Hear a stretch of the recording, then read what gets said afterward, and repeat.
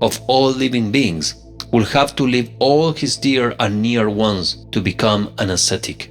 But by becoming an ascetic, how can one save the worldly people from their sufferings? The fact is that people generally bow before a saint and never cherish any ill will towards him. It was thus an indirect method of preventing human beings from committing sins in regard to Nimai, the Lord. Nimai gradually told a few of his very intimate companions like Nitai and Mukund that he will become an ascetic. He told even Sachi and Vishnupriya. He told both of them and got their permission to be a sannyas too. We will not forget that Nimai had all knowledge, learning, glory, majesty, divinity and power. On the strength of all these elements, it was not at all difficult for him to persuade Sachi and Vishnupriya to freely give him the consent required. Despite his decision, Nimai stayed at home for some time, enjoyed in the company of the devotees and making them enjoy as usual. His very presence, all of them, even Sachi and Vishnupriya, almost forgot that he would go away breaking their hearts. Then, one winter night in the month of Magh, on 23 January 1510, Wednesday, as the chroniclers say, Nimai quickly left home. The next day, early in the morning, the news was received as a bolt from the blue. I know where the Lord has gone. Once he gave me a hint that he will go to Keshav Bharati. Nitai thought. He consoled Sachi and promised to bring her Nimai back. Wherever he was, accompanied by Chandrasekhar and Mukund, etc., he left for Katwa, just 16 miles from Nadia. Yes, Nimai was there in the monastery of Keshav Bharati. The renowned sannyasi, Nimai, a youth of only 24 years, so tender and slender, so handsome, so learned, having a youth, beautiful, innocent wife, and being the only child of an old widow. Such a young man was imploring Keshav Bharati to initiate him. His very sight moved the vast crowd gathered there. Nimai, however, enjoyed Mukund's kirtan, hymns, and danced blissfully, in the expectation of what was to come. On the 26th morning, before the expiry of the full moon period, Keshav Bharati sat to initiate Nimai. Just then Nimai said to him, "Some divinity in a dream had given me a mantra. Please, sir, listen to it and see what it can be." Saying so, Nimai uttered a mantra into the ear of Keshav Bharati. Bhartiji was amazed to hear the mystical words, as it was a sannyas mantra he was going to give. Nothing surprising. Who can be a guru of the Lord? Thus first Nimai made Bharati his disciple. Then Bharati initiated Nimai by uttering the same mantra into his ears. Nimai was now named Krishna Chaitanya. The new name simply means the one who awakened Krishna in the hearts of the people.